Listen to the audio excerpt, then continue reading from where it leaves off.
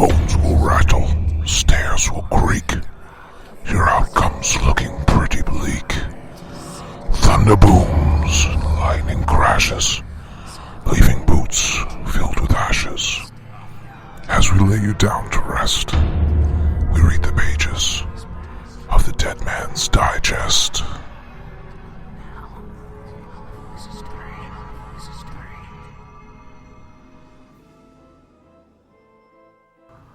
Hello and welcome to episode 9 of the Dead Man's Digest, and it has been far too long since we recorded. How's everybody doing? Good. Yeah. Awesome. Introduce us. Okay, fine. Okay. If you insist. Since you're so urgent, it's so urgent that you are introduced, Nina. Hello. And Travis. What up, people? What's up? Howdy. Yeah, so how's everybody doing? Good, and it's been far too long. I know. Travis has been to Horror Nights about 12 more times since the last time we recorded, I think. Yeah. We were there one more time, sadly, and that was it. But the first thing we're going to talk about tonight is actually Howl-O-Scream. Yay! Yeah, we went there. It's been a couple of weekends, so we're all going to try to jog our memories and get this going again. But yeah, it was... I've been to Howl-O-Scream a few times. Nina, you've been a couple of times. Yep. And this was your first time coming here, right, Travis? Yep, first time. Yeah, so we should have some varied opinions on the different experiences we had, I guess. But we did do the Fright Feast. We did. Which we went on a Saturday. Yeah, Saturday. I always recommend the Fright Feast on the show. Anytime we talked about it on the UUO podcast before, I've always said, do the Fright Feast. It makes more sense to me than the Express. Because as you guys saw, we got through all the houses in the first 2 hours, right? Yeah, and the Fright Feast, it was weird because it was differently priced for each of us. Like, Travis paid a little bit more than we did when he bought it online, but it was within $20 to $30. Yeah, and we're pass holders, that's why it was cheaper for us. Oh, that's why, okay, yeah. I see. So then basically what we do, what time did we have to check in? 6 o'clock? 6 o'clock, Yep, yeah. we checked it at 6 o'clock. They had a, a buffet going on, unlimited drinks, food. You took your seat. You had to watch the show, The Fiends. Unfortunately. Yeah. They forced you to watch that. And then when they would release you... Well, wait, let's talk about Fiends I want to really see what quick. it's about. What Fright Feast is all about. They release you half hour ahead of time before the actual... Everybody else gets into the park. Exactly. And then, so you get an hour and a half of Express. No, 2 hours, technically, because that first half hour... That's true, yeah. And So then technically another 2 hour and a hours half. of Express where you can kind of knock out everything you want to get out. But yeah, worth it. Yeah, definitely. Well, first, I guess let's start at the top. The food is actually really good, I think. Decent, Yeah. at least. Yeah, I was surprised too. Yeah, they had a mix of pretty much everything. Mm-hmm. Yeah. From chicken nuggets to fish to, everything. Yeah, we all Piled it chicken on. nuggets. Loaded it up. Yeah, we just like everything. Yeah, That mac and cheese was on point. Oh, I know. You can always judge a theme park by their mac and cheese, and Right? Busch Gardens does it right. Yeah, that's really good. The show, however, It's always painful. This is the second time I've ever seen the show, but I'm sorry. It is just painful. The jokes are just not funny. yeah, And they were just towards just this year a lot of pee-pee jokes, let's call them. adult themed jokes that were just too much. I don't know. Yeah, it's Aimed towards the male genitalia. And it was just not funny and it was awkward. They're definitely gearing it towards like 14-year-old males. I'm pretty sure, right? I don't know. That seems to be the target demographic. That's kind of creepy if it is true. Ew, kind of cringy. But I think they're trying to be the only thing you can kind of relate this to would be Bill and Ted, because they like to like you can't even compare. Yeah, they Bill can't. and Ted. I think that's what they're trying to do, but it's not even close. Because they had the what happened this year, the Pokemon and the twerking jokes and ha ha ha, but it's just not executed well. Yeah, just not well. But I feel like it's a tradition kind of thing that even though everyone knows it's not good, a lot of people that are just diehard fans of it. That's why it keeps coming back. It's like being excited. Oh, you fiends and the nurses have to be there. It's like a tradition kind of thing. Yeah, it's a joke that won't go away. Yep. Yes. Yep. Yeah, if you're a woman going there, I guess, or you're uncomfortable with all the nurses, and if you're a guy going there, you're uncomfortable This with all is the 2016. 6-pack dancers. Okay, whatever. 6-pack. Seriously, there Is that what they're are called? male table dancers. On the table, Yes. like glistening in their sweat. I'd You're rather like, what? actually have an actual 6-pack dancing on the table. But like, Yeah, it's just it's a pretty terrible. so we show. always what we do. I mean, last year and this year we sat towards the back because there's a bar there. It's closest to the door. It's closest to the bathroom. And as soon as they say leave, we're out. Yep. And of course, the one place to go is the one house that doesn't accept express, and that's one we ran to. It was a lot closer in previous years. Yeah. This year they've moved it to the front of the park where the Clydesdales used to be. By Cheetah Hunt. Yeah, by Cheetah Hunt, and that is Zombie Containment Unit 15. The official. I'm sorry, man. That Yeah. freaking house sucked. It did this year. It did. It was much more effective and a lot more fun last year. I don't know what the difference is that made it so good. 2 years ago. Well, 2 years ago, yeah. I just don't understand the point of it. Like, it's not like they don't even barely come at you. A lot of them are hidden behind chain link fences. Like, why would I be worried about shooting them behind a chain link fence? Exactly. They're nowhere near me. And I felt so guilty because we were like pumping this one up for you, and we got there. I remember when we went through it 2 years ago, they weren't behind the fences. They Yeah. weren't behind these wooden bars. It was so frustrating, like, oh, coming at you. But they couldn't get close to us. It was Yeah. kind of lame. Yeah, 2 years ago when we went, it was in where Santa's village is during Christmas, which is kind of funny. Where like the meet and greet with Santa is, and yeah, they did not have barriers between like I would say 75%, maybe 25% were back someplace back behind where they couldn't actually And you get felt to like you. they were chasing you, like behind you. Yeah, but I remember it clearly, like going down a corridor with like 3 of them in the corridor with you. Yeah. Maybe Yeah. that turned into like the scare actors were getting hurt from people like trying to bash through them and stuff. Yeah. I don't know, but people Definitely always got wasn't to like- ruin it. Definitely wasn't like that this year. That's for Yeah. sure. And on top of that, it was an extra bummer for me because my gun didn't work at all. Yeah. So I just got to walk behind you guys slowly. Well, I felt like even the guns that did work still didn't work very well. Yeah. I don't Well, know. yeah, they didn't really describe like very well to you guys like the when the chest plate is flashing white, like really bright. That means you got them. I and thought it they're, was like, the opposite. And they're supposed to freeze there and like act like they're getting shocked for 3 seconds. But ours, I think most of them just kept on coming. I don't know. Yeah. Yeah, it was a little bit of a letdown compared to previous years, but luckily that wasn't a trend as we went on, Yeah. because I don't remember exactly what order we did the rest of them in. I think the next one was it Unearthed that we went into? I think it was Deadwater Bayou. Deathwater Bayou. Yeah. That one. Escape the depths of the bayou before you fall victim to the voodoo queen spell. Bobby Boucher.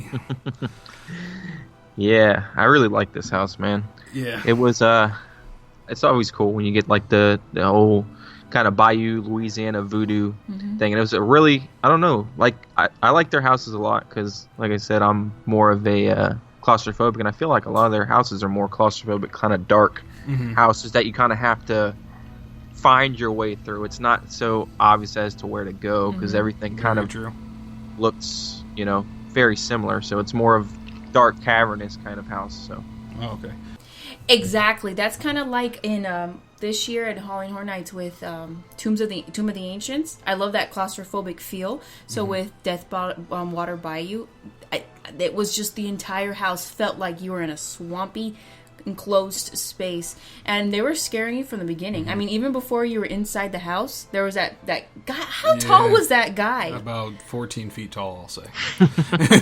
You're going to meet Mama Bayou, or whatever she was saying. Oh yeah, he's such a good, he was a good improvisational actor. Yeah. Well, Yeah, he did a really good job of just like coming up with stuff on the fly as you walked by him, which was really cool.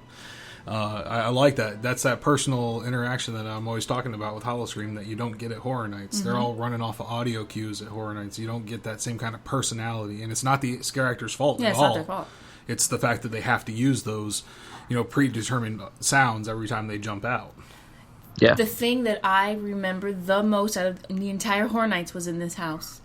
Do You you mean not? Howl-O-Scream? I mean, sorry. Howl-O-Scream was at the end. Do you not remember at the end of the house, the guy, he was trying to sell us stuff. He was like a voodoo salesman. And then we come outside. He's like, hey, you guys, come here. Can I interest you in us? And then he's like magic on his cart there. And for some reason, there wasn't anybody behind us for a while, so we actually got to just sit hung there out. and interact with him for a while, which was really cool. One of my favorite parts of the whole night. I was at the guy asked if he had any drinks. Yeah. He's like, I got no drinks, man. He's like, yep, you can get those right outside. Okay, bye. But the other thing that was really cool is when you first walk in, the voodoo queen levitating in the chair, with the crystal ball next to her, and again that personal interaction. She's talking to everybody individually as you go through, which is so cool to me. But yeah, this has been a really solid house in years past, and it was Travis's first introduction to the bungee jumpers. Oh, God. Yes. Those things scare the crap out of you. Which they used in force this year, but it's just because they are so cool. Yeah, I think it was almost every single house, wasn't it? Just about, yeah. If not everyone, yeah. And even not in the houses, just in random parts of the park where you're not even expecting Nope. it. Not a Yeah. scare zone, nothing. You're just in the middle of the park in a dark area, and then they just fly out of the side out of nowhere. Hello. It's just Yeah, so that's- cool. Yeah, it's really, really crazy. And they have like a sound effect cue that comes out too. It's scary when it comes at you. And I think it's got like a shot of light too, right? Yeah. That kind Yeah. of blinds you and they pop out at you. I want to know how, for one, they judge how far to shoot them out and how they reset those. I wonder if they have somebody back there with them that resets it, because those things probably have to be reset, right? I have no idea how it actually works. I'd be We surprised. walked by and I saw one like jump back, and they just landed right back on the same platform they came from. But there's something that's got to launch them out, right? Yeah, Yeah. it has to be. I'd That be can't just be a jump, or maybe it is. I don't know. I'd be surprised if Maybe they there's said they've never something hit they anyone. Maybe they can reset themselves, but yeah, I would think that they'd probably. I mean, you always have those, in anything where you're gonna get, touched by something or on accident or whatnot. So I'm sure they've hit people with those before. Yeah. All right, let's dial it back just 1 inch. There we go. Yeah, exactly. That's just a really cool thing that they do, and just overall the house, the theming, the design of the place. Like, I didn't see anything in Deathwater Bayou specifically out of all of them. I couldn't see any of those seams, Like as you're going through, I don't see where the house breaks. Like Universal, you look up and you see the stage lights, and you see the fact that you're in a sound stage. There was nothing like that. You for forget. me. Yeah. Much like Tomb of the Ancients, it's a full immersive, like 360 degree thing. Mm-hmm. Yeah, I think they put more roofs on their houses or ceilings than Horror Nights does. Yeah, I think it makes a big difference, especially in a few of the other houses we'll talk about soon. But it makes a big difference in the immersion of it all, And that claustrophobic nature that we were talking about earlier. Yeah, too. definitely.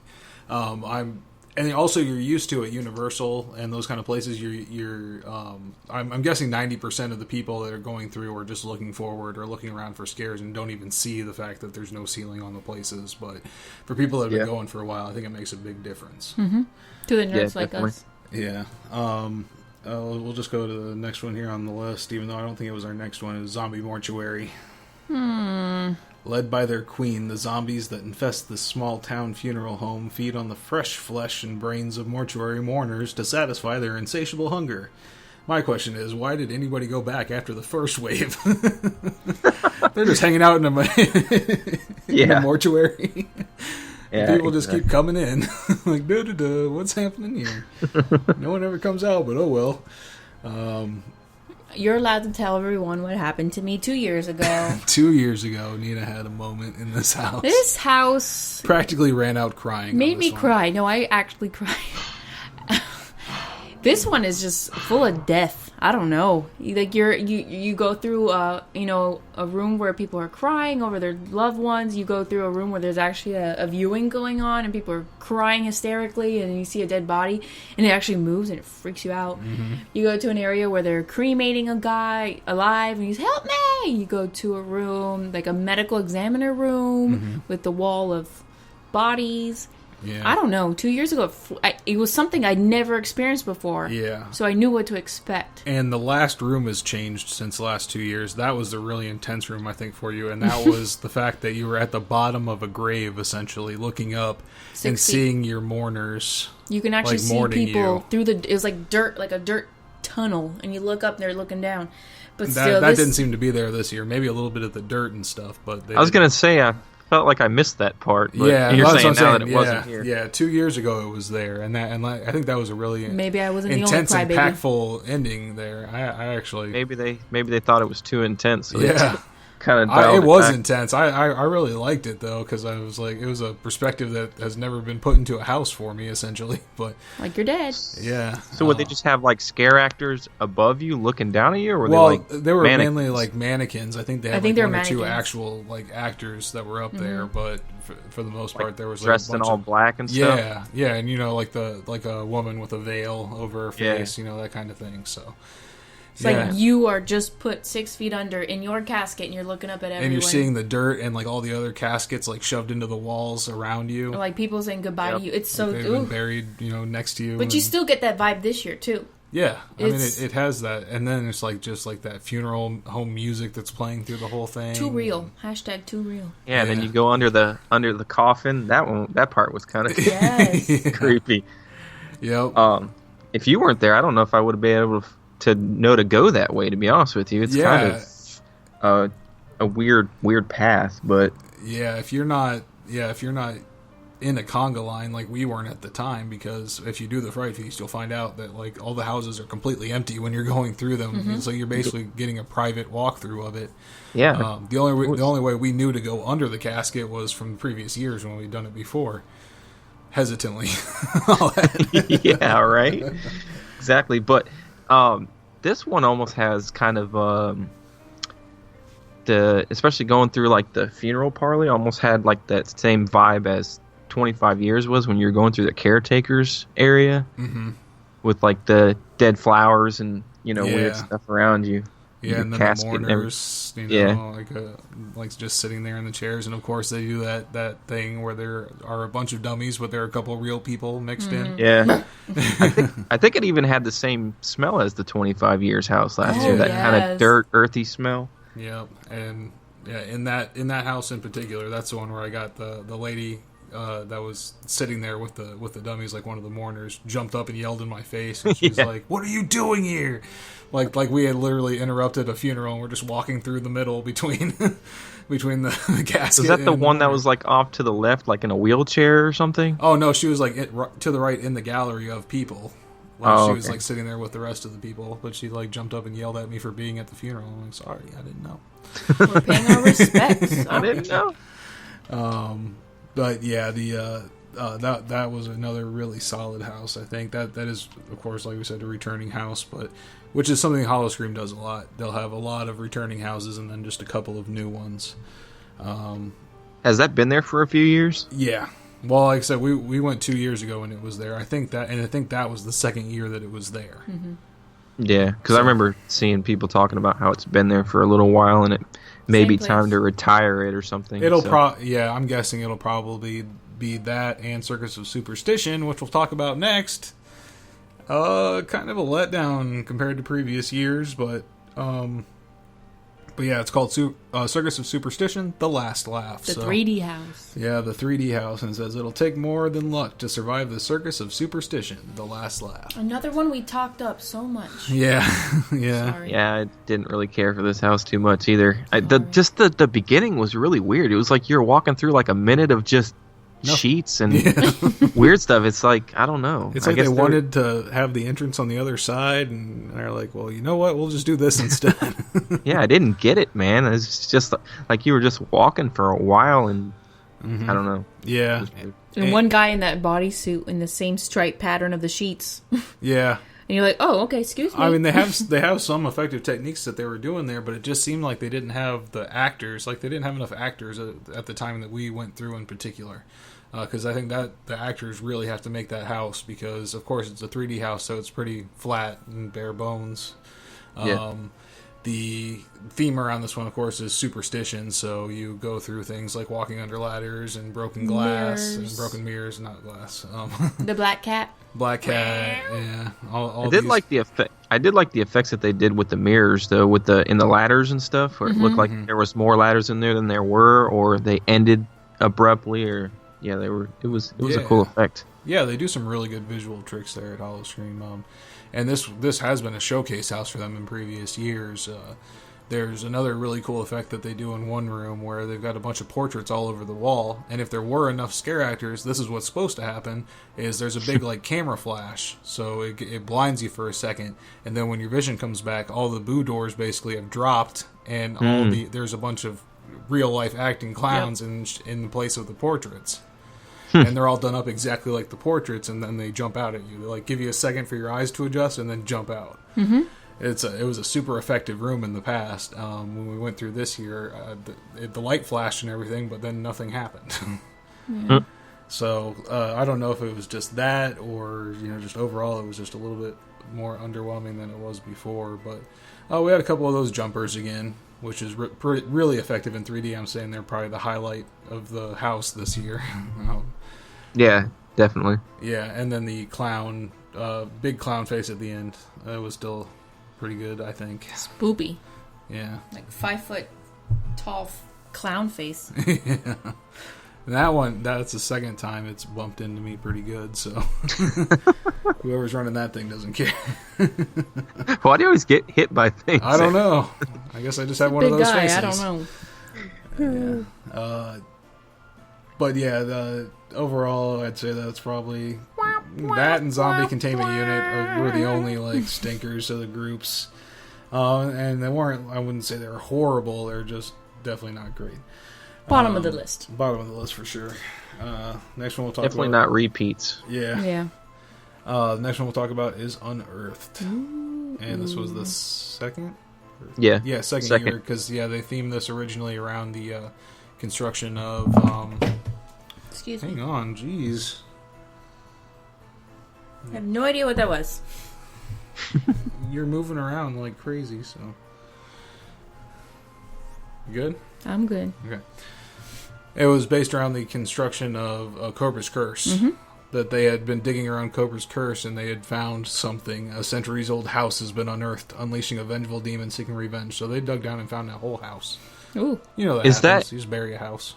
Is that what they used for this year, or they used that for last year as well? What, the theme? Yeah.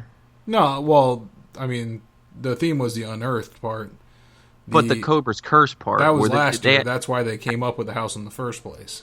Oh, I didn't have a clue that it had anything to do with Cobra's Curse. That's actually a lot cooler now. Well, yeah, because they were like they themed the story around like they were digging around the park and found this, but it was I believe it was in that location that year as well. Like we said, unfortunately we didn't make it there last year because we were doing Halloween Horror Nights like crazy. But I believe that it was in that same area as well, which led to the storyline. So, but what makes this house so creepy is a queue. It's in the abandoned. What ride is that? Quasi. Mm-hmm. So you actually like right at the entrance of the house. You're walking through where used to be the loading area, with no car, no machines, no nothing. It's just eerie. Yeah. The theming in this one was really cool. I'd say I'm on the verge of saying it was almost as good as, if not possibly better, Texas Chainsaw Massacre house than Texas Chainsaw Massacre. What? It's got that feel, definitely. It did. Like a lot of bones. Dirt. Sculptures made of bones and animal feathers. Parts. I think they play the exact same chicken clucks in there, too. The same sound cue. Yeah. Well, speaking of doing the same things as Horror Nights, Travis pointed out that the smells were very similar. Yeah, they definitely were. Yeah. They called up the place and they said, okay, we want everything that Horror Nights bought last year. Yeah. Hook it up. And also there was something else that was similar to another haunt. You guys remember that? Ah, yes. What? A giant hydraulic beast machine. Yeah, the same one Shallow Grave has. I must have closed my eyes and ran for my life. No, We pointed it out. Yeah, remember in front of the Shallow Grave they have that huge hydraulic. Oh, that guy. Monster. Yes. Yeah, and he does the same thing, and they had the same exact figure at Howl-O-Scream. Where? Which house was that? I think it was unearthed in the queue. Yeah, it was. Yeah, it was. Yeah, it was unearthed.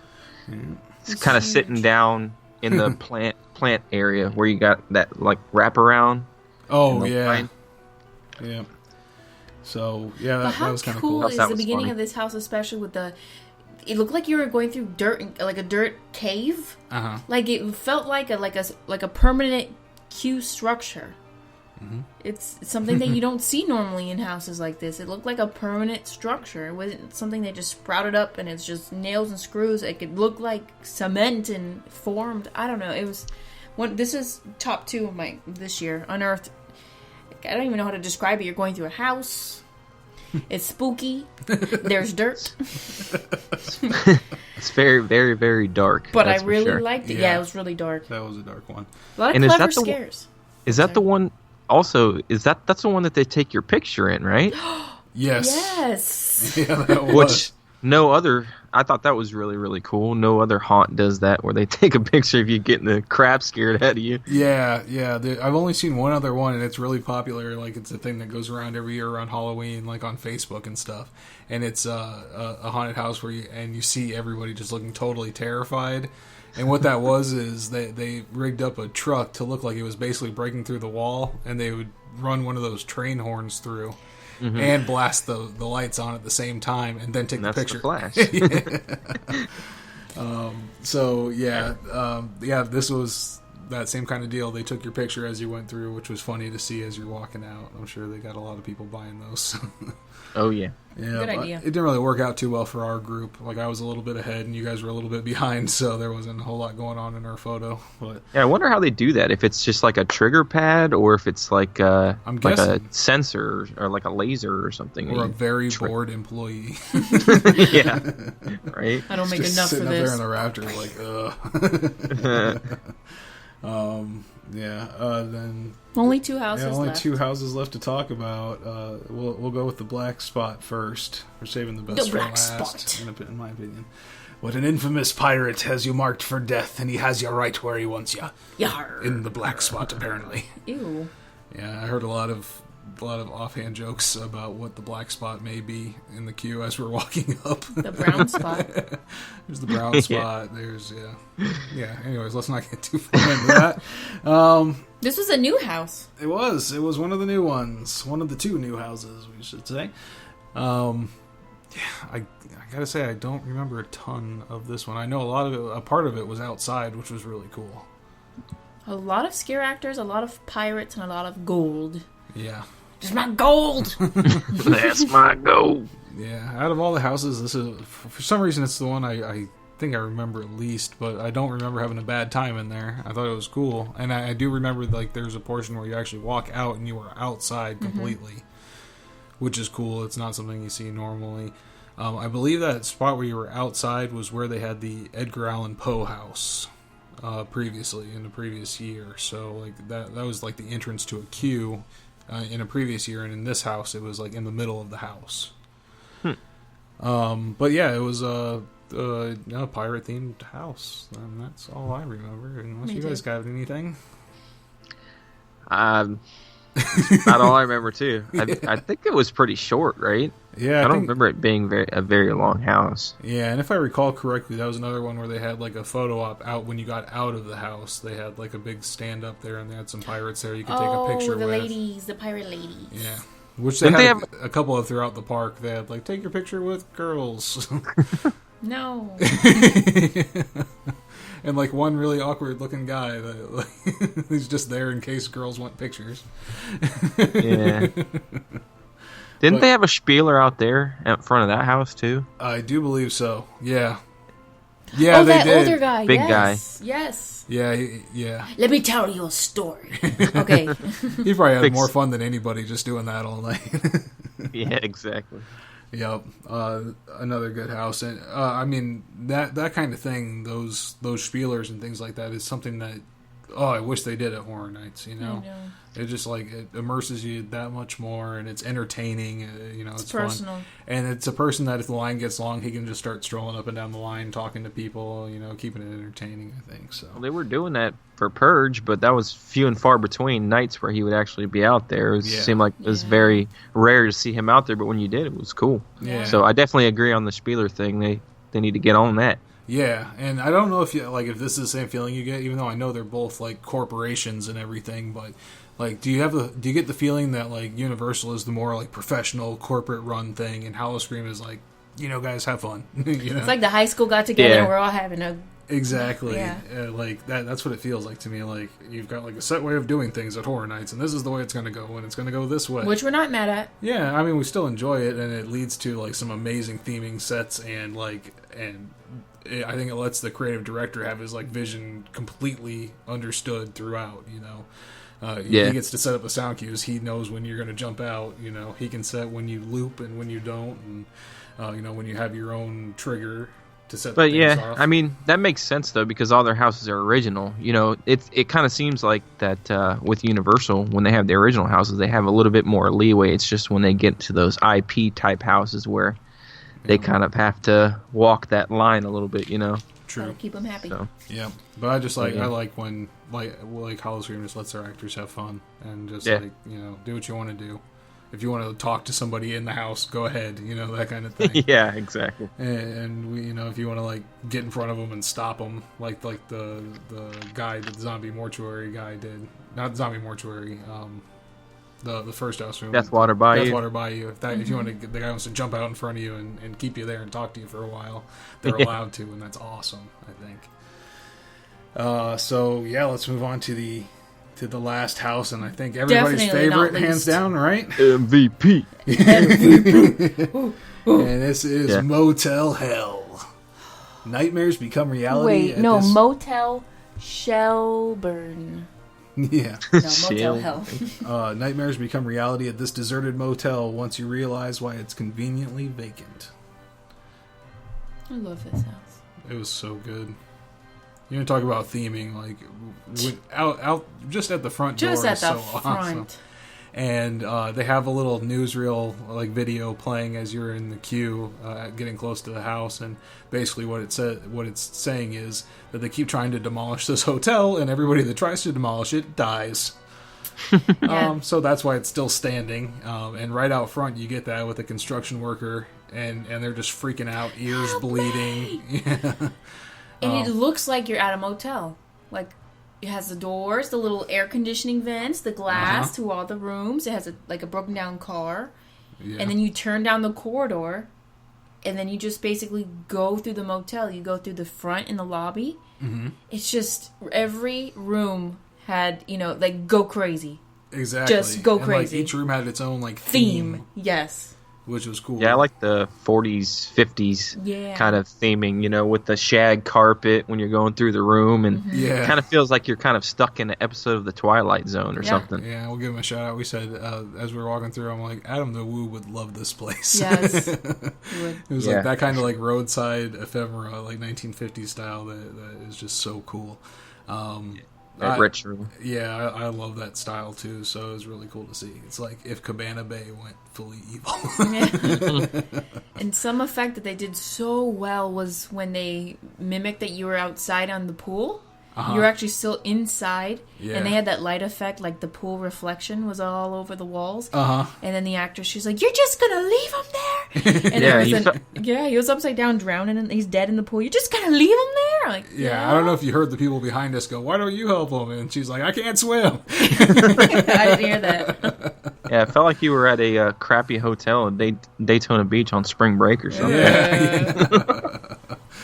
Yep. What about the B room? Yeah, the B room. I think it was. There was like, a definitely lady a highlight. stuck in the bed, covered in honey, and then on the top right there was a lady coming through honeycombs. And then the beekeeper, he would come out, and I don't know what it was. I don't know. It was like a stretch wall, right, where they can like stretch themselves. It was like forward, foam, right? Like they were stuck in honey. Yeah, like the honeycomb was like all stretchy. It was very cool. And then another room that was the highlight for me is I'll call it the nose light room. And I think I like pointed that out to you, Travis, when we were walking through. Is they had a room with full of like those white blank masks and dirt, and they had lights behind it, and I was like, oh, this room is like at least 25% lit by nose light. Because it had like holes in the nose, and you could see the beams of light shooting out of them. Mixed with the kind of fog that they had in there. Yeah. Looked pretty cool. Yeah. But that was such a cool, like, surreal. That was like a Salvador Dali style room for me. Like, it was just. They almost look like Jabberwocky masks. Didn't Yeah. they? Oh, yeah. It's those like blank masks. I think of Joey white Jordison from Slipknot, because that was like his style. To wear one of those, but just like those completely blank craft masks that you can buy from like Michaels. And there was just hundreds of them all over the wall, and then like they had this big dirt pile in the middle of the place that had just 100 more of them stuck in there, and then just those beams of light throughout the house, and then just a couple of scare actors wearing the masks as well. So I wonder what that's supposed to represent. You think that's supposed to be like the souls or spirits or whatever bodies that were collected throughout? I don't know if they think that far at Howl-O-Scream, actually. Like, what's they just the threw some masks. This is creepy mask room. I just gave them a story. There you go. The souls. All the dead souls. Yeah, all the dead souls that got stuck there. Perished. all the workers.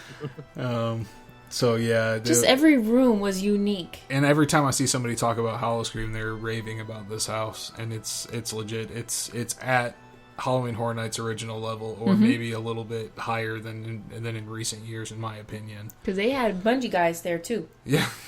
Yeah, because you actually felt like you were in an old, abandoned, dilapidated, stinky, musty hotel from like the 40s or 50s, and there weren't, like, everything just flowed perfectly. Like, there were no hard cuts in there or anything. It was just like hallways. Felt like you were walking through, like, a tour of an old, haunted, creepy hotel or motel. Yeah. Was that was also the one, right? Or was that another house that had all the chainsaws in the walls? I think it was this one. Yeah, it was this one. Yeah, as you walk through one of the hallways, there was just this one hallway that was like had chainsaws going off like crazy all over the place. Like 16 separate chainsaw sounds. Yep. And then all like they were like jammed into the walls everywhere, which was just really cool visual. Like, and they had people coming from scare actors. With from the chainsaws. top. Yeah, with chainsaws. And it was just so surreal. In the hallway, because then in the middle of the house, you were back outside walking through the hallways, and you can see the doors of the the rooms, just like you're walking through. Oh God! I just could clap. Yeah. So overall, I think it's a really solid lineup. Like I said, there's a couple that were like, but they still weren't bad. They were worth a walkthrough, at least I would say. Yeah, definitely. Hey, there's something for everybody. Maybe somebody else would like those. They just didn't work for us. So. Yeah. Overall, Howl-O-Scream this year was fantastic. The thing I always enjoy about Howl-O-Scream is you've got the rides. Mm-hmm. You've got the coasters. You've got the, just... It's a different kind of environment than Horror Nights. And what's funny is a lot of the times the lines for the coasters are longer than the houses. Yeah. I don't know how that happens. I guess people just go through once and then they're like, all right, we want to go ride all the rides at night, it's worth it to ride those coasters at night. It's really cool. And I really like the DJs. Yeah, Nina danced at every DJ. I got very sweaty. I met my step quota just in the dance. So and roaming scare actors, we actually didn't ride the zombie bumper cars. I can't believe we didn't do that. By the time we realized that we didn't, we were too far. Like, being at one side of Busch Gardens and having to go to the other side is like, no. It is a very big park. It's like a mile walk. Yeah, exactly.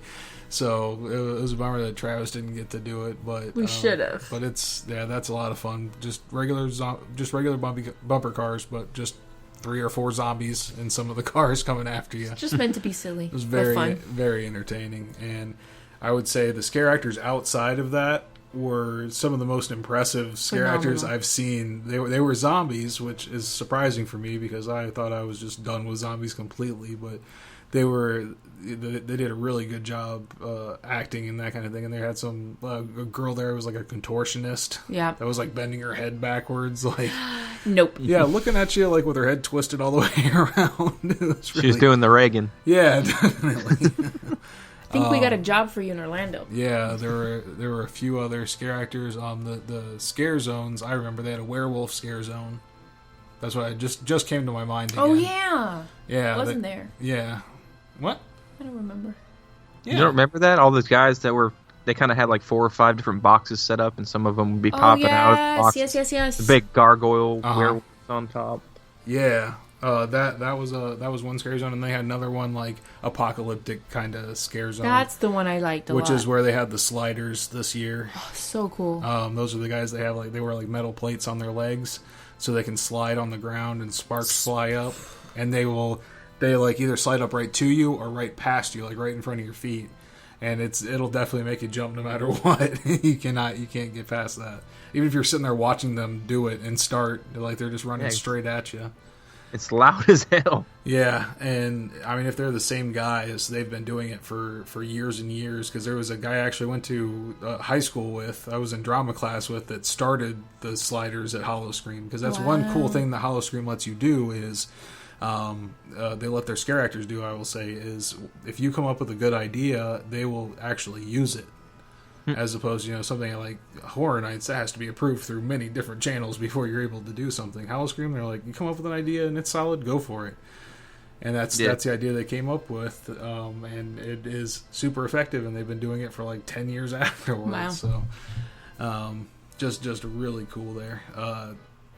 The other roaming hordes I'm trying to think of, what did they have? I think they had a few more sliders just throughout the park. They had a lot of people dressed up like plants in ghillie suits. Mm-hmm. Yeah, those things will get you, man. Yeah, because the Busch Gardens has so much foliage, and they keep the park so dark at night, there's no way to tell. Nope. You can sit there and try to look as hard as you can, and there's no way to tell exactly. So that they're always very effective with those. Shaker cans. Yeah. a lot of shaker cans. I think the theme this year you see on all the billboards and the commercials with the puppets. So we missed the puppet scare actors. I think they were at the general entrance. Yeah, well, we saw them on the way out. Yeah, we saw them on the way out. Yeah, because they were at the main entrance, and when you go to the Fright Feast, you get like a little side entrance to go through. BIP. Yeah, No. but yeah, this year, I mean, if you go, I know there's only a couple of weekends left, but if you go, make sure if you didn't go out the front when you came in, I guess you have to on the way out, but go out there and check those guys out, because it's like a whole nother scare zone in front of the park that we only got to see briefly as we walked through because we were tired.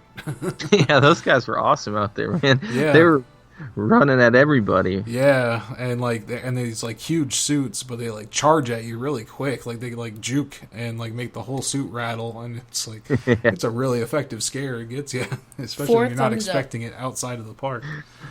But yeah, overall, I'd say this is another really solid year for them. While they don't have, a big overall theme, I think that it's kind of like Horror Nights this year, because the Chance theme is so loose. It just seems like, everything is very separate. Disjointed. Yeah, but I mean, at least they had Chance there. I mean, those little dummy guys, like, they weren't in the house or anything. They were kept were to like the that one main Gene Simmons looking dummy or whatever the hell. Yeah, we didn't see him at all. If you want to be technical, he wasn't even in the park. Yeah. He was outside. Yeah, and all he was just on the big standee, basically, as you walk through. So, they have a little bit of a problem with that. Like, I mean, they typically try to do an icon. They have in previous years. Well, they had the Unearthed girl last year, didn't they? Mm-hmm. Yeah, wasn't she like their With the icon? horns. Yeah, and then they've had a previous year where they like tried to go with like the pop punk. There was like a metal girl, like a emo goth kind of girl that had like a house, and the house was all themed like that way too. It was I didn't know that either, but I heard about it. Yeah, they do a lot of things like that. They try to come up with their own characters and do their things, and I think for the most part it's effective. But I think what really boils down to is the scare actors, and you can tell that they have a passion for what they do there, and just letting them be free and do what they want to turns out to be really effective for the I event. always have such a good time there. Yeah, so definitely recommend Howl-O-Scream every year. Real quick, we'll talk about too. Nina and I had the opportunity to go through the repository. So yeah, at Horror Nights. let's get in our car, drive an hour and a half back to Orlando. Yeah, which was the next night actually after we went to Howl-O-Scream, so it works. I was so scared, y'all. I was so scared. And there really wasn't a need for it, to be honest. Not so the scariest they take thing you to ever. you check in by Blue Man Group, take you in this cool little room. You have to sign a waiver. They freak you out. They have this video that I couldn't even listen to because I was so scared because the lady was telling us how you're going to get touched. Don't be afraid. They have, if you're so scared, put your hands up in the air. We'll immediately, show you the exit. Everything will be called off. Mm-hmm. So I was just so scared. I mean, I got to be honest. So yeah, when they checked us in, we signed our waivers. So we were broken off into groups of, just happened to be our group was 4. I think they can do up to 6. No, it's 4. It's always 4? Okay, it's up to 4. Up to 4. So groups of 4, it was us 2, and then just because it was Just warning from here real quick, spoilers abound. Okay, spoiler.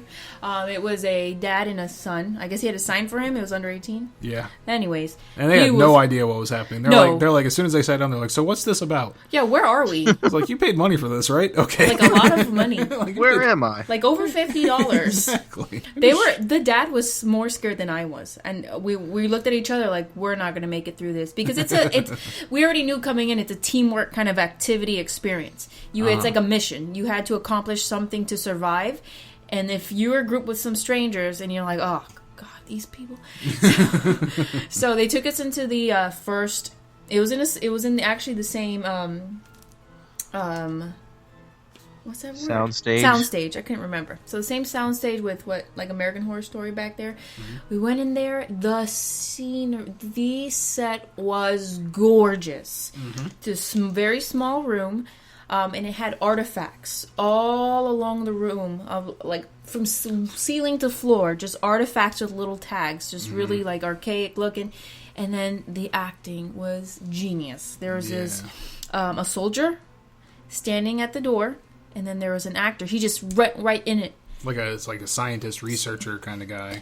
And he reminded me of the scientist that gets killed by the alien in Independence Day. That's what I was thinking of the whole time he was there. Is the one where the alien pushes him up against the window and makes him talk like a ventriloquist. Yeah. Yeah, he reminded me exactly of that guy. He's got the glasses and the hair and the outfit. They will touch you. So I think that we were more...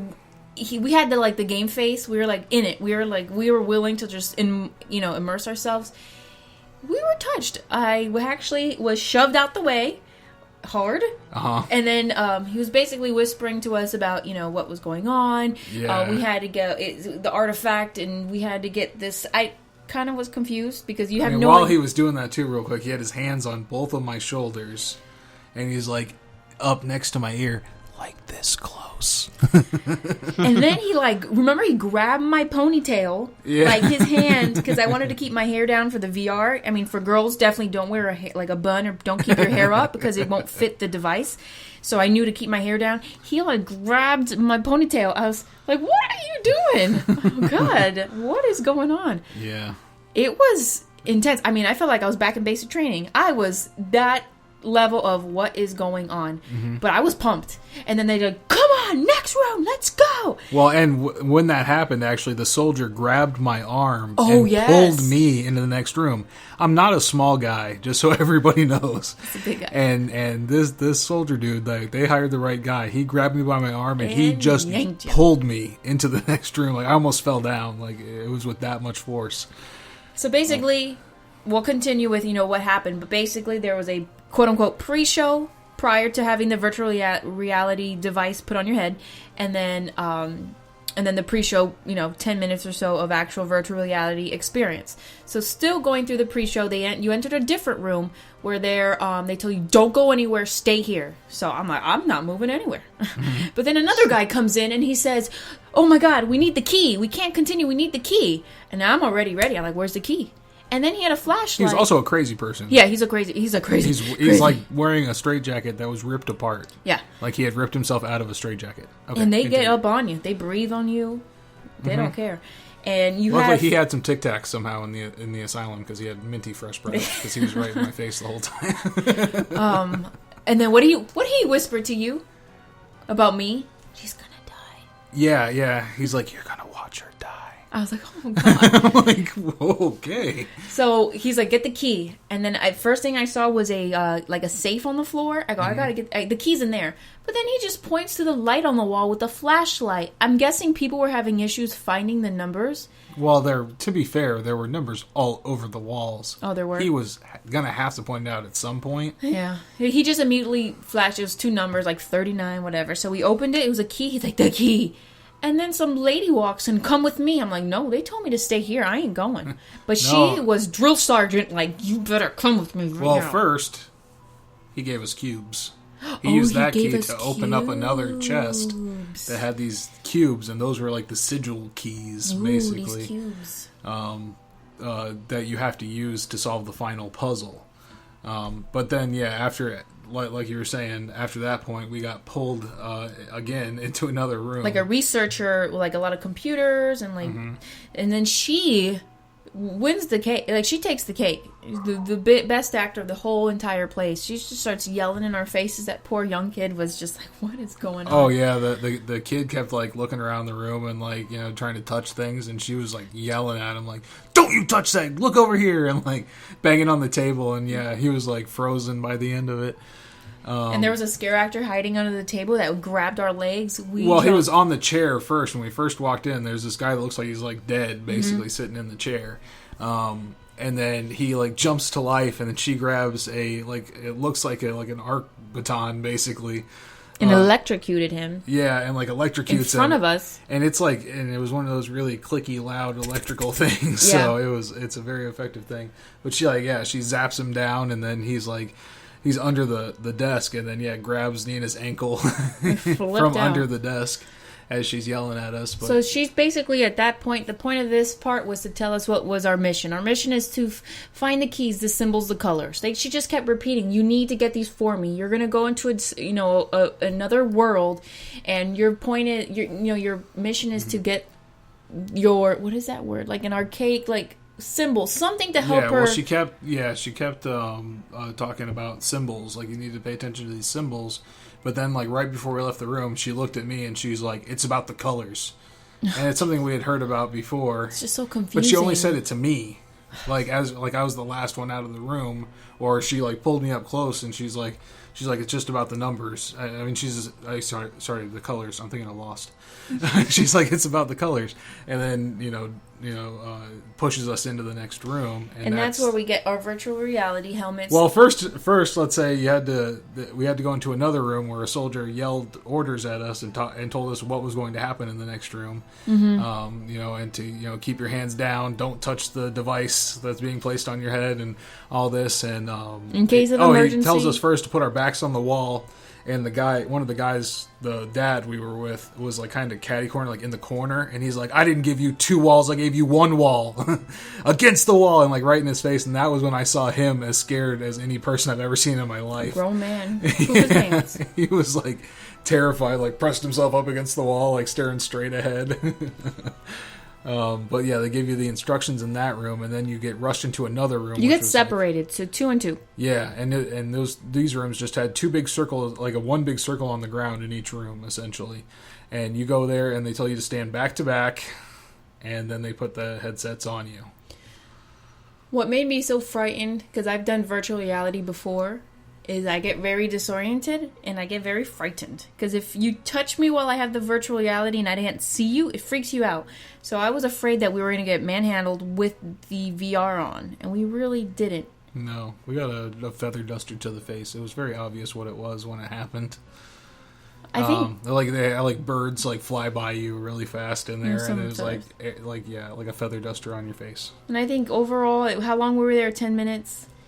Like in the VR? Yeah. Yeah, and it was really weird. The audio was kind of low to me. I could hear the actors around us, like, talking and moving. I couldn't hear what the voice on the thing was saying very clearly. All I knew was that we had to look for some colors, so I made sure that you had like these little flashlight kind of devices that you could swing around and you could actually like point at things and they would change. Mm-hmm. So I was using those, and you were able to see the lights. First you were in a library, and then you were in a cemetery. The library kind of breaks apart, and you're in this like cemetery, but the ground's falling apart around you and you're finally left on this like tiny platform essentially. But poor Darren, I wouldn't let go of his hand because I was so scared. Yeah, I wanted to like explore and look around, and she's like, "No, stand right here in the center with me the whole time." I was scared. So yeah, we the VR I think was really, like the most underwhelming part of the whole thing. Mm-hmm. Yeah, by far. Like the thing that made it was the actors, in my opinion.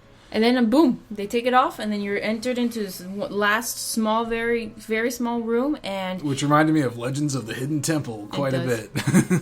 And you have to basically... There's these 4 little empty... Where you would have to put those cubes that you had before, you have to find them, and we immediately found them. They're very obvious. They're just sitting on shelves and under tables in the room. You grab them. You have to remember your colors. Right. And I remembered in our room, there was a lot of like orange and purple or whatever. And then the other guys remembered red and green, for example. And you basically just had the right order. But it took a minute. It would have this little stripe of light slowly move up the wall. And it'd show if it was correct. Ding! It would be good. And then if not, it would like turn red or whatever. Mm-hmm. You had 2 minutes in this room and that was it. 2 minutes. And we got it. Our side, we got it right the first time. Theirs, we had to move around a little bit. But we got it. No, it was like within 8. a minute. No, it was like 4 and 4. Yeah, it was like 4. No, it was 4 total. I don't know. It was Point definitely is, 4. Very confusing. What everyone was saying with it the was colors. not that confusing at all. It was very easy, actually. It was super easy. It was No, I way mean like too easy. the mission of it all. You mean like the story? The story. Yeah. Yeah. Well, that's true. But the actual puzzle was Easy. super simple. I mean, you could have been guessed by luck. Yeah. And then you left, and then you got to watch a screen of everyone else doing it. It's so abrupt how it ends. Is you just walk out, and they just have this like little staging area where, of course, you can buy a drink or whatever. And yeah, like they have a TV where you can watch the next group go through that last room and the puzzle. I really wish that scientist would have come back and said, "Thank you, you saved the world," or something. Like there was no ending to it. It was just like, all right, out you go. Bye. And they had another crazy guy outside who was awesome, by the way. Big props to whoever that guy was. He was like another guy like that looked like he had broken out of a straitjacket, and so he had like the long arms on the jacket, and he was just like Spider-Man, flying around like that.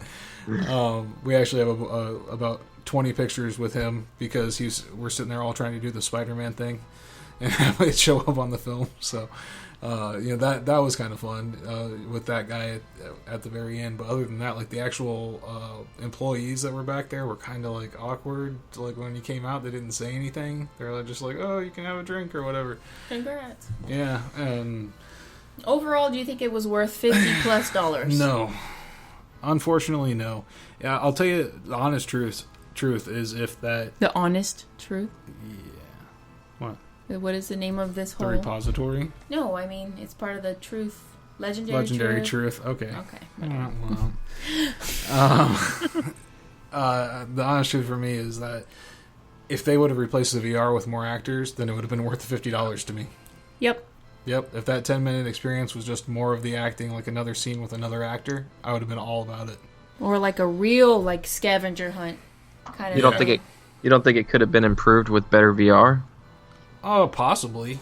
I mean, that's or like potential. an augmented reality instead. Yeah, but augmented reality maybe. I guess if you have augmented reality though, you need a bigger. Because from what I've heard, is it's done in a very small space. Mm-hmm. So if they had an augmented reality, it would have to be a bigger space because obviously you can see everything you're doing. Yeah, but the thing is that VR area took up 3 rooms. It took up the 2 rooms for the VR. Like I said, we were split off 2 and 2. And then, like, the center room there where we were talking about that they could have utilized with more actors in different environments. And when I thought we'd be able to see each other, see actors. When I would look at him, he would just be a floating mask. Well, that's how I knew obviously, you were there. What did you think? They were going to scan your face? No, I thought I'd be able to see, like a cutout or, like, of other actors and stuff. Well, they didn't have any other actors. That's what the we're thing saying. Is, yeah. Like, from what I had heard of the thing, there was like actually supposed to be scare actors interacting with you because I know that technology allows an actor to wear a beacon and appear in the virtual reality with you. As anything, exactly. Yeah, I would love. So that's what I was so excited about, but they didn't do it at all. But there was that ghost popping up, unless but that wasn't, was it. No, it definitely wasn't because that was just random, and there was like 100 of them in there by the end, and they weren't doing anything, they weren't moving, they were just standing still. I liked it. but not worth $50. I liked it. The actors were incredible. Yay. Like, they were so good. But the actual VR experience and the story behind it was a little too disjointed for us, I would say. So this year, I mean, I wouldn't recommend it, but I've heard a lot of other people say they loved it. I don't know if it's that whole, like, I paid $50, so I got to justify that kind of thing, that people have in their heads. I don't know. But honestly, from what I've heard from multiple people, they weren't impressed with it. Maybe they said maybe if it was like $25, maybe it would be be better. But just the price point isn't right for what you get. Yeah. I agree, and like I said, more interaction. I hope next time they do consider not doing the VR at all and just making it a full live experience, or like you said, something with augmented reality or a screen that you can use. So, but and just real quick, I guess, Travis, you've been a few more times to Horror Nights. Is there anything like new or notable that you've seen? Or? I mean, it just seems like overall there's more, to me at least, it seems like there's more scare actors in different areas, different boo holes. Did you guys go through Tomb of the Ancients when you went? Mm-hmm. Was the left side blocked off when you guys went through? Yeah, it was. Yeah. Well, I mean, obviously, that's that, and then the moving floor is gone. And I've heard that people said that the triggers got taken away, but I actually found them again and were able to make them work like last time I was there on Wednesday. So yeah, I think people say that because it takes a while for the air compressor to recharge. Yeah. So if you try it after somebody has done it maybe like 20 or 30 seconds ahead of you, it's not going to work. So. But the thing I was going to say about the left side, they opened it back up. Oh yeah. So so you can go left or right now. I don't know why they took it out. I guess I think I heard Mike say something about people were kind of getting confused on where to go, which I really don't understand because it's just a big circle. Well, it's not even that big. It's just a circle. It's a small circle, yeah.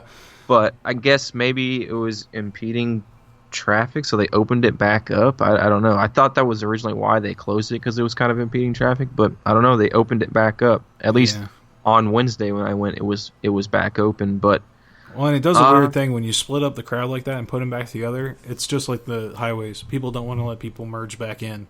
Yeah.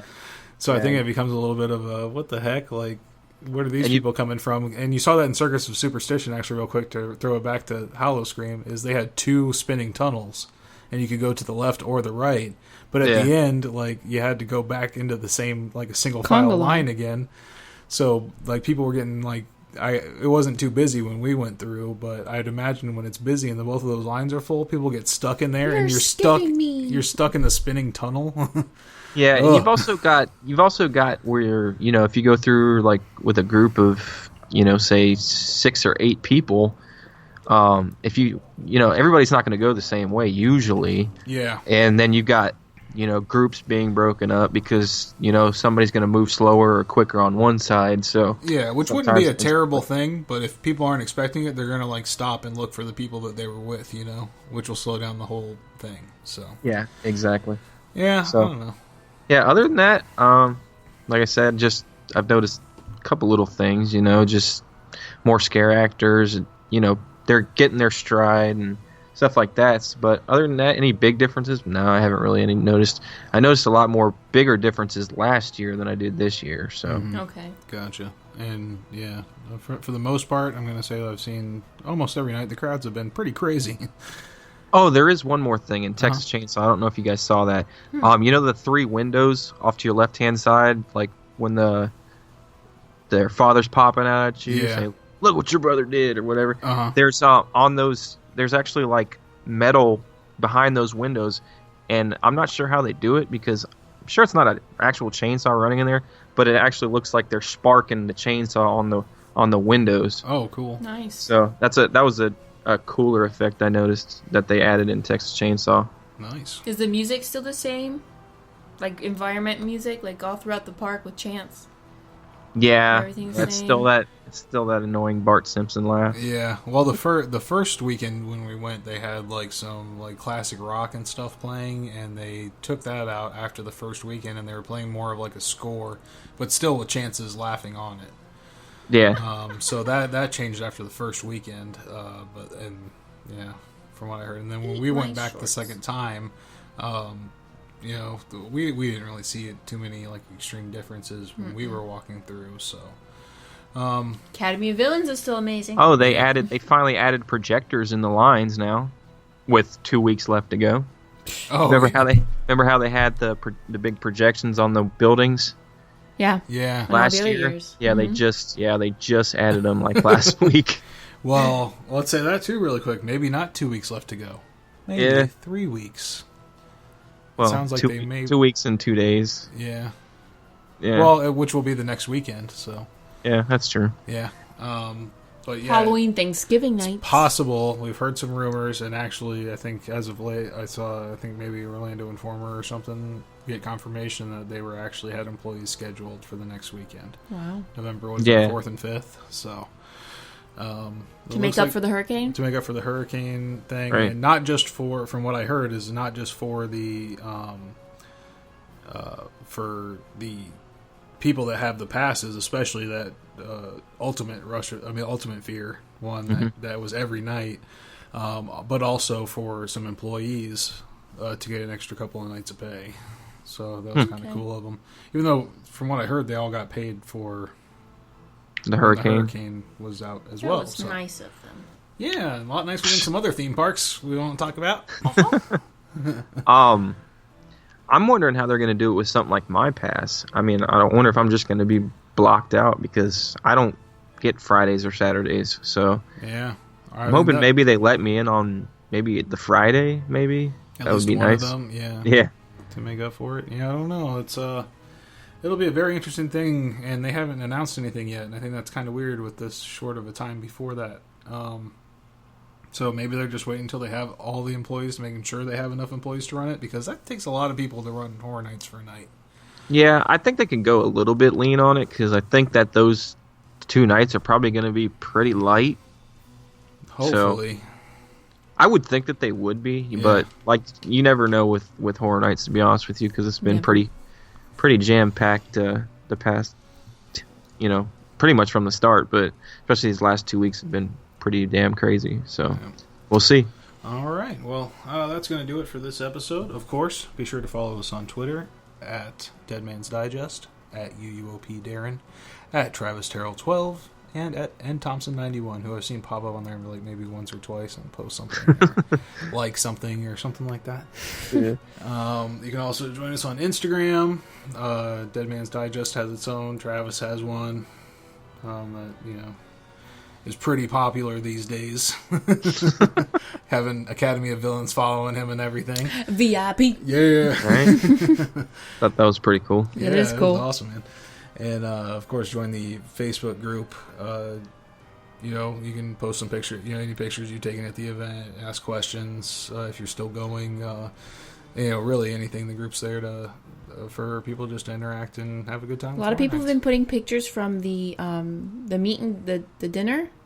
With the pictures with Chance and little videos. Pretty cool. Oh, yeah. One of our listeners, Chris Azell, has a great prom picture with him because that guy cannot go anywhere without dressing to the nines. So he was dressed up really nice, and Chance was like, all right, you're my prom date now. It was awesome. So they have a picture that looks just like a prom picture. He's got his arms around her like from the back. It was so just cute. like that awkward smile they're both doing. It's awesome. So, yeah, I think he wins photo of the year so far with that. And Brittany went. Oh, yeah. She went. Yeah, so the character dining seems like it's a really good thing, and Chris was saying the acting is pretty great with the Chance and everybody this year. So I know in our group, there's a lot of pictures and videos. Check them out. Yeah, so join us. That's of course Dead Man's Digest as well. It's a private group, but just join up and I'll add you immediately. Yay. So that's going to do it for episode 9, and this is going to sadly be the episode before the last one of the season. Yeah, we're going to do one more at the end, I think, just to recap everything and hopefully get a guest or two on to talk about it with us as well. Getting sad. So until then, sleep well.